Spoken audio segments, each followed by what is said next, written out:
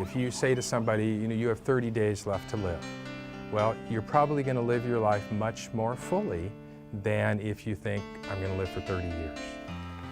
Time and tide waits for no one.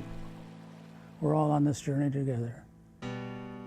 This is your body, and this is your life. And now we explore how people facing life's end and their families are helped as they prepare for the journey ahead. I've been fighting cancer since 1970. Richard Schenk is grateful to be receiving much needed care in his home. Wife Kay by his side, family also is with him. They're settled in. They keep telling me they're not going anywhere. Richard is surrounded by love. So it makes a big difference. At 75, Richard's cancer has spread, and he's receiving hospice care with a team of medical providers, including Dr. Jack McMillan from UC Davis. I feel that without hospice, I would have been sunk a long time ago. Hospice is designed for people who are approaching end of life. Our focus in hospice really with our patients is helping them live each day as best they can. It's not really focused about the dying process. It's about how do you live life each day to the fullest and what can we do to help you. Often people are afraid of hospice because they fear it signals the end is near. However, the quality care may actually extend life by months, even years. Let me just take a listen to your heart here, okay? You could just sit normal. We have multiple studies that have shown that patients who are in hospice live longer and live better lives than their counterparts who are continuing to seek aggressive medical treatment towards the end of their life. Fear has never come into the equation for me. I know some people could be really fearful, but inevitably what's going to happen is going to happen. It's just how we put it into perspective.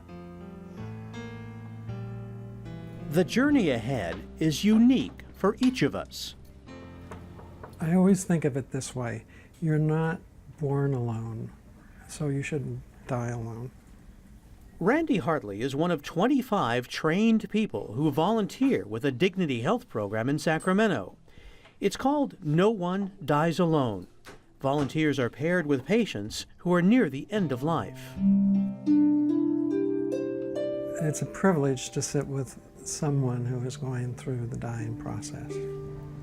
The right for patients to die in dignity, to die with companionship, to die with respect, to die with hope, to have their spiritual needs met.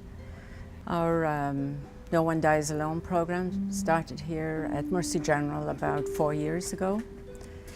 We also scheduled to have the harpists and musicians come and be in the room and play spiritual, soothing music that helps people to relax and transition and feel a sacred space around them. So it's reassuring for families to know that we offer this companionship to their loved ones. Oh, I'm glad that I can feel the way I do.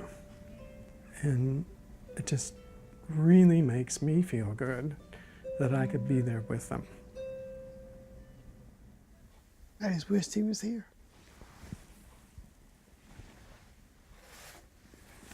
Dolores Coleman and her husband John received care from Yolo Hospice in Davis and Chaplain Micah Murdoch. I brought the album. He's a non-denominational spiritual counselor. Oh, what a delight. I was called to go down and meet John, her husband, and when I did, of course, I met Dolores, and I felt comfortable and bonded with them almost immediately.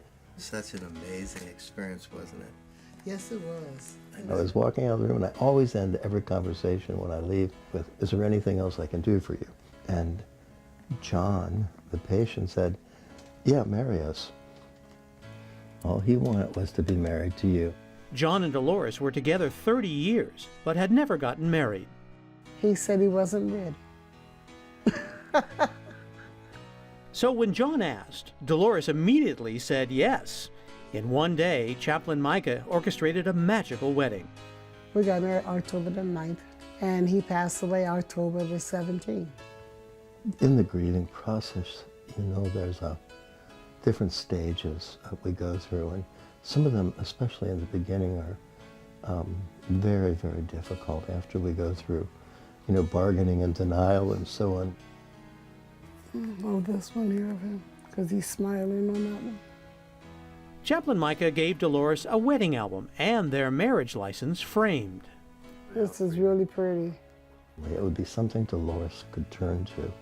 So when the mind begins going down in that downward spiral of depression, she could see that picture and remember, he loved me.